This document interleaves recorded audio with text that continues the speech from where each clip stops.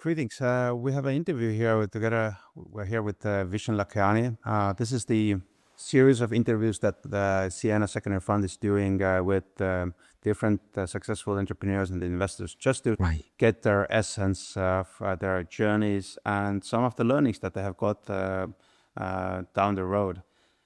My first question to you, Vishen, is what excites you these days? What Oh, keeps you awake? well, what really excites me these days is I'm noticing that with the rise of AI, there's also an interesting pattern in how society is changing. In our company, we are seeing that a lot of things which are digital is going down because ChatGPT is eating up everything. But a lot of things that have to do with human connection, whether it's events, it's masterminds, it's membership societies, are going up. Human connection is rising. The desire for human connection is rising at a very, very rapid pace. For example, event ticket sales up 500%. Teaching with real teachers, live teaching on Zoom, up 60%. Recorded content, down. And so it's exciting me, the possibility of more human connection. Okay, got it. But if we go back in Mindvalley's early days, I mean, these were years you didn't make any profits. It was kind of a bootstrapping and frugality was the kind of the key Right. thing. And what did you learn from those days? Well, frugality, yes. Profit we made by the end of the first year. Okay, great. Right. But still, That's how we were able to bootstrap. but what could you take from those days, and what kind of what you have it today as well? That this is the key learning from those early days. Well, the key learning is, so I'm an engineer. My background is computer science. The key learning is this: whatever you're building, you have to learn marketing and sales. So my first company was actually a software company. It was a type of software that allowed blogs to talk to each other. Failed. I didn't know how to sell it. My second company failed. Didn't know how to sell it. And then I ran out of money, so I had to get a job. In the job, I learned marketing. I learned sales. As an engineer, I also was learning how to pick up the phone, how to talk to people, the psychology. My third company, which was Mindvalley, I was able to make it profitable really fast because now I knew marketing and sales. I understood Google AdWords, which was the primary selling platform of that era. And that's what made me successful. That would be my advice. You have to learn. You don't have to be a master, but you have to learn a little bit about marketing and sales. So it's even going back before Mindvalley's days, and some of the learnings that you got it from the past helped you to launch Mindvalley. Great. But what failure or misjudgment taught you something that still shapes you how you make decisions today? Absolutely. So I always wanted to, I remember when I was young and I was in Silicon Valley, I got invited to a party by Yahoo. This was back when Yahoo was the big company before Google practically killed it. That party was so much fun. And I was thinking, you know, when I build a company, I want to have a big team. I want to employ 1,000 people. And we got to about 400 people. And then COVID hit. And when COVID hit, everything I thought about culture had to change. For example, we invested millions of dollars to build a beautiful office. Our office made it to Inc. magazine, top 10 most beautiful offices in the world. 6 months later, COVID hits. We have to shut it down for 2 years. Now, after 2 years, we go back to our employees and we say, hey, would you like to come back to the office? And everybody goes, no, we are so used to working from home. So we had to change our entire company to be work from home. Now, this is what we learned. The culture, all the things we were putting into culture, the parties, the trips, the retreats, the office, ultimately people didn't value that as much as being able to wake up in the morning, spend time with their kids, do their gym, and work on their own hours from home. So now we have these offices which are beautiful, but they are empty. And we want to get rid of them. We lost millions, but this idea of work from home was revolutionary because, so on LinkedIn, I think something like 60% of candidates are looking for work from home. And so if you allow that in your company, you can attract so many more applications. So we get such good applications. But if you're going to do work from home, you've got to create really tight operational principles so that people are disciplined. So we do that by becoming very good at AI.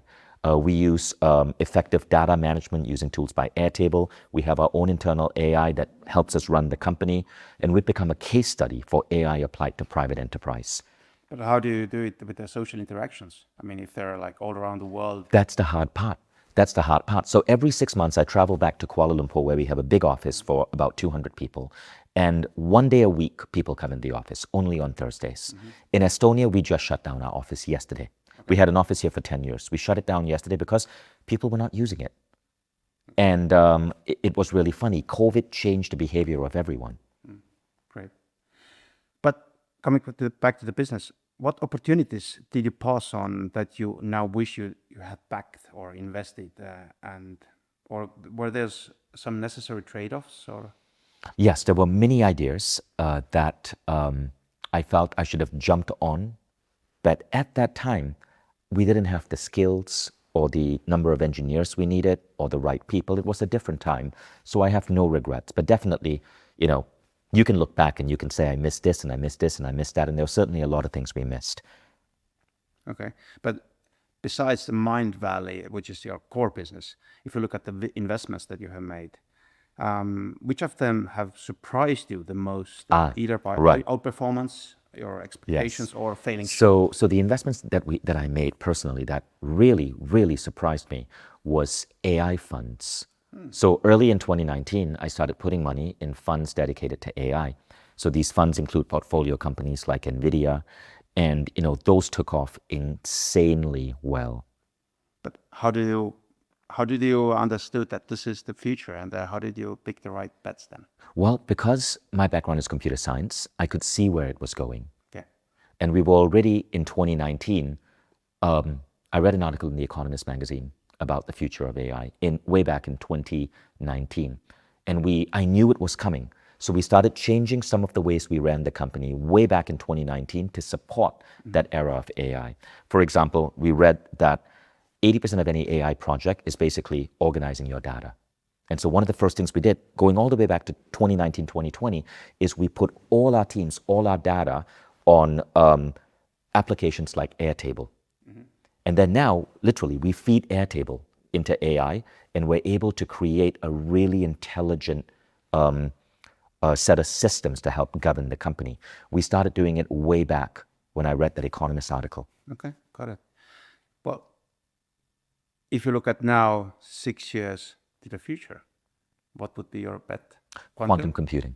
Yeah, that was my bet. So quantum computing is beating Moore's law. AI already is progressing. AI cost to power ratio is doubling every 3.3 months, right? Yeah. So by 2031, the AI we have is going to be 1 million times more powerful. And many people think Moore's law is going to be a ceiling. It's not, because of quantum computing. Quantum computing, the first applications are coming out this year, and the breakthroughs and the pace of breakthroughs is exhilarating. Now, of course, the whole issue right now is power consumption. Exactly. So if I were to make investments right now, quantum computing is still, it's not going to take off in the short term.